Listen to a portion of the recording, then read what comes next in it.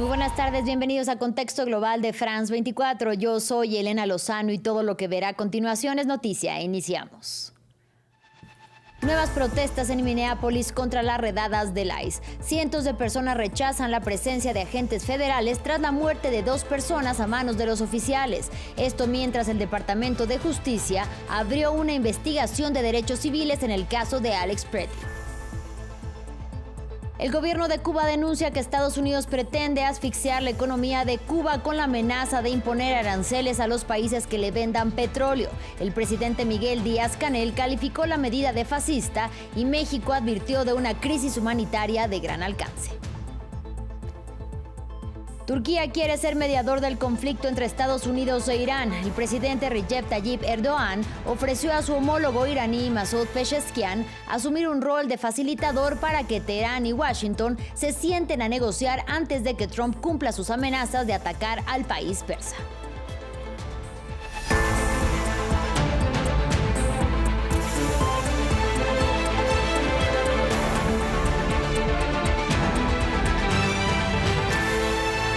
Iniciamos en Minneapolis. Pese a las heladas temperaturas, los ciudadanos salieron nuevamente a las calles. Terrorismo doméstico y paren de atacar a mis vecinos son algunas de las frases escritas en carteles que miles de ciudadanos llevan en mano por las calles de la ciudad. Protestan contra las redadas migratorias del ICE y la muerte a tiros de 2 ciudadanos estadounidenses, Renee Wood y Alex Pretty. Mientras tanto, el Departamento de Justicia anunció que abrió una investigación de derechos civiles en el caso de Pretty en un cambio de tono de las autoridades que hasta hoy habían centrado las investigaciones por el uso excesivo de la fuerza por parte de los agentes. Escuchemos. El presidente Trump ha dicho repetidamente que, por supuesto, esto es algo que vamos a investigar. No significa que cada vez que haya un tiroteo relacionado con un agente federal sea algo que se trate en el ámbito de los derechos civiles. Depende de las circunstancias.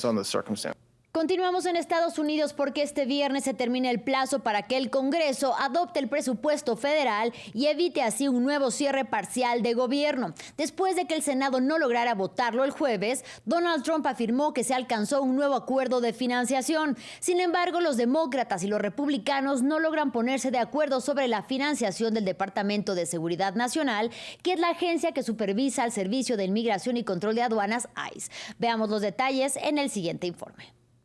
Estados Unidos evitará otro cierre de gobierno. En una publicación de Truth Social el jueves, el presidente Donald Trump anunció que se había alcanzado un acuerdo presupuestario antes de la fecha límite de la medianoche del viernes. Ambas partes se apresuran ahora a buscar el respaldo. Los republicanos y los demócratas del Congreso se han unido para conseguir que la gran mayoría del gobierno cuente con financiación hasta septiembre. Esperemos que tanto los republicanos como los demócratas den el tan necesario voto bipartidista a favor. Tras los disparos contra los ciudadanos estadounidenses Alex Pretty y Renee Wood por parte de los agentes federales de inmigración, los demócratas del Senado bloquearon el jueves la votación del presupuesto para evitar la financiación del ICE a través del Departamento de Seguridad Nacional. En virtud del nuevo acuerdo, la financiación de la agencia se prorrogará temporalmente, pero seguirá estando separada del proyecto de ley del gasto más amplio. Los demócratas siguen buscando cambios en el departamento, entre ellos una mejor formación y directrices sobre cómo deben identificarse los agentes federales. Acabemos con las actividades ilegales, devolvamos al ICE a lo que era antes, cuando se identificaban y no iban por ahí en bandas itinerantes sin órdenes judiciales. Algunos de los protocolos tradicionales bajo los que operan literalmente desde hace años y años. El pasado mes de octubre, Estados Unidos vivió el cierre gubernamental más largo de su historia, con una duración de 43 días. El enfrentamiento sobre las subvenciones al seguro médico llegó a su fin cuando un pequeño grupo de demócratas moderados se puso de acuerdo con los republicanos para aprobar el proyecto de ley de financiación. Ahora hablamos de un nuevo capítulo de la guerra comercial de la administración Trump, centrado esta vez en Cuba. Los habitantes de la isla contra la que Estados Unidos mantiene hace más de 60 años un embargo económico, comercial, pero también financiero, reaccionan a la orden ejecutiva de Donald Trump de imponer aranceles a todo aquel que venda crudo a La Habana. Uno de los países que sigue mandando petróleo a la isla del Caribe es México. Por ello, su presidenta, Claudia Sheinbaum, alertó de la posible crisis humanitaria que podría haber en el país. El informe es de Jesús Yajure. El cerco a Cuba es cada vez más estrecho y ahora que Trump quiere imponer aranceles a todo aquel que le venda petróleo a la isla, sus habitantes no tienen otra salida que contener la respiración. Yo pienso que Cuba sea una amenaza para Estados Unidos, entre comillas, según como tú lo veas. Yo creo que Cuba es amenaza para los cubanos, no para Estados Unidos. Para los mismos cubanos que decir que el gobierno es amenaza para los mismos cubanos. La medida que va a tomar Trump es un poco, creo que dura, porque al final el que va a afectar va a ser al pueblo, no al gobierno. Debe ser un poco más caliente la vida para el cubano, es lo que yo pienso. Porque salida no tenemos de hace tiempo y cada vez que viramos para atrás lo vemos peor. Desde México, uno de los pocos aliados que le quedan a La Habana, lamentan esta medida de presión. La aplicación de aranceles a países que suministran petróleo a Cuba podría desencadenar una crisis humanitaria de gran alcance, afectando directamente hospitales, alimentación y otros servicios básicos del pueblo cubano. La presidenta mexicana dijo que su gobierno estudia alternativas para ayudar al pueblo cubano, ahora que de facto es el principal proveedor de crudo para los cubanos. Un efecto dominó que comenzó con la captura de Nicolás Maduro y de la presión de Washington sobre Miraflores. Ahora que Venezuela se encuentra bajo la lupa de la Casa Blanca, La Habana perdió a su principal valedor. Y Trump, mediante la firma de una orden ejecutiva esta semana, dejó claro que todo aquel que mande petroleros a la isla recibirá la ya habitual reprimenda del despacho Oval.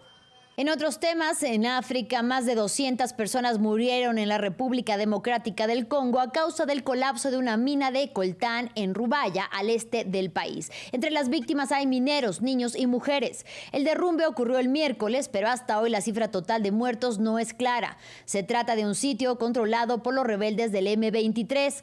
Ahí los trabajadores cavan manualmente para encontrar el metal que es codiciado para fabricar celulares, computadoras, turbinas de gas y componentes aeroespaciales. Como insostenible definió Antonio Guterres la situación financiera de las Naciones Unidas. El secretario general de la ONU alertó que requiere de medidas inmediatas por parte de los Estados miembros, a los que señala de no haber pagado sus cuotas y de exigir la devolución de fondos no utilizados. Sin embargo, el principal reproche es para Estados Unidos, país que en 2025 anunció su retirada de 66 organizaciones multilaterales y la mayoría de ellas agencias de las Naciones Unidas. Escuchemos al portavoz adjunto de la ONU, Farhan Haq. Although more than 150 member states paid their dues last year. Aunque más de 150 Estados miembros pagaron sus cuotas el año pasado, cerramos 2025 con un récord de 1.560 millones de dólares en cuotas pendientes, más del doble que el año anterior. Por lo tanto, a menos que se realicen los pagos o que no nos veamos obligados a gastar, a devolver el dinero que no podemos gastar porque no recibimos el presupuesto, a menos que ocurra una de esas dos cosas, corremos el riesgo de quedarnos sin dinero. Unless one of those two things happen, we face a real danger of running out of money. Finalizamos en Turquía. Ankara se postuló para ser el mediador entre Teherán y Washington. Los ministros de Exteriores turco e iraní se reunieron en la ciudad de Estambul para llevar a cabo una primera toma de contacto. Por el momento, Turquía dijo buscar estabilidad de la región, mientras Irán dejó claro que están abiertos a dialogar sobre el tema nuclear, pero siguen lejos de renunciar a sus capacidades defensivas. Por su parte, el presidente estadounidense Donald Trump dijo este viernes que el país persa sí quiere un acuerdo, pero sin dar más detalles. Nos lo cuenta Albert Naya. Cuando Oriente y Occidente necesitan hablar, la mesa de negociación se erige en Turquía. Erdogan volvió a postularse como mediador, esta vez entre Estados Unidos e Irán, un movimiento que comenzó en el día de hoy en Estambul. La reanudación de las negociaciones nucleares entre Irán y Estados Unidos sobre una base constructiva para reducir las tensiones regionales es vital. Hacemos un llamamiento a las partes para que se sienten a la mesa de negociaciones. El que también fuera ex jefe de los servicios secretos turcos es plenamente consciente que su mayor problema tiene el centro de operaciones en Tel Aviv. Por ello, pidió a Israel poner fin a sus políticas, dijo, de desestabilización. Teherán, por su parte, destacó que una futura negociación no debe depender de un cheque en blanco. Si una de las partes pretende imponer sus exigencias por adelantado, esto ya no es una negociación y la República Islámica de Irán jamás participará en ellas.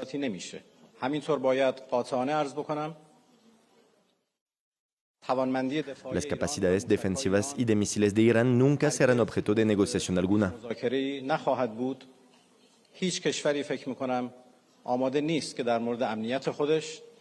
Turquía toma en serio unas conversaciones cuyo formato día y hora siguen en el aire. Sobre el terreno, el país euroasiático no se cansa de pedir estabilidad en la zona, porque Siria, un foco bélico que se alargó durante casi 14 años y generó una crisis de refugiados en la zona sin precedentes, dejó de sangrar. Además, Damasco apagó la insurrección kurda recientemente, lo que también incluye mayor control de la frontera turca. Pero ahora el peligro acecha con el vecino oriental. Por ello, un Erdogan situado entre Oriente y Occidente quiere ejercer de puente y evitar, entre otros factores, otro éxodo migratorio que vuelva a poner en jaque sus arcas o una inestabilidad que vuelva a provocar el renacimiento de grupos armados ya debilitados. Fin del informativo, gracias por su compañía y hasta la próxima.